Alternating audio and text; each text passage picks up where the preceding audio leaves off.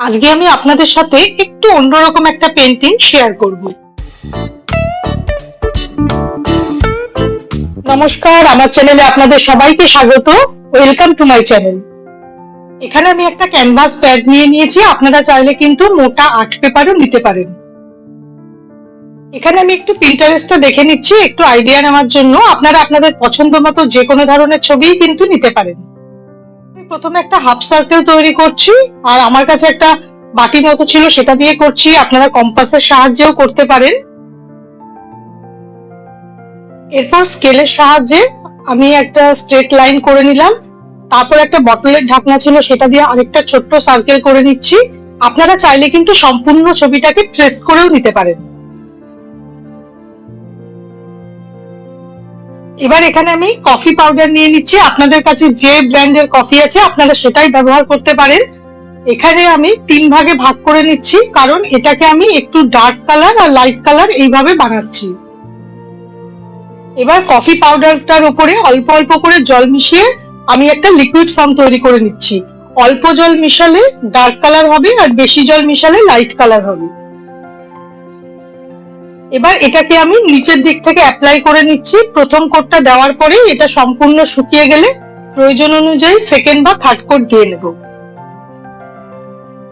এর আগে আমি অনেক কফি পেন্টিং দেখেছিলাম, কিন্তু নিজে কখনো ট্রাই করিনি। সেই জন্য ভাবলাম যে একবার নিজে ট্রাই করে দেখা যাক যে জিনিসটা কিরকম হয়।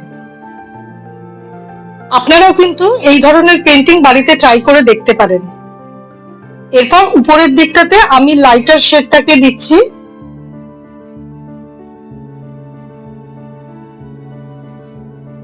নিচের কালারটা সম্পূর্ণ শুকিয়ে যাওয়ার পরে পেন্সিলের সাহায্যে আমি একটা হালকা স্কেচ করে নিচ্ছি একটা প্লান্ট বা একটা গাছের। এখানে আমি খুব সিম্পল একটা গাছই কিন্তু পেন্টিং করছি, আপনারা চাইলে কিন্তু ট্রেস করেও নিতে পারেন। আর এই ধরনের ভিডিও দেখতে যদি আপনারা ভালোবাসেন তাহলে আমার চ্যানেলটিকে অবশ্যই সাবস্ক্রাইব করে রাখবেন। আর ভিডিও দেখে ভালো লাগলে লাইক কমেন্ট শেয়ার করবেন। ভিডিও নোটিফিকেশনের জন্য বেল আইকনটা প্রেস করতে কিন্তু ভুলবেন না।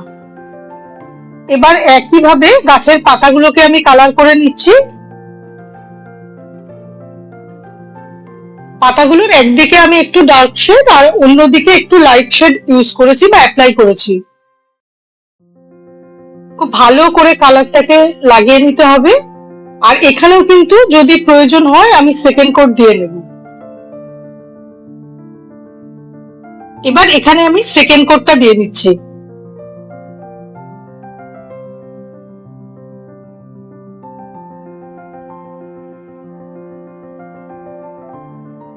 এবার ডার্ক শেডটা দিয়ে আমি সমস্ত বর্ডার গুলোকে করে নিচ্ছি।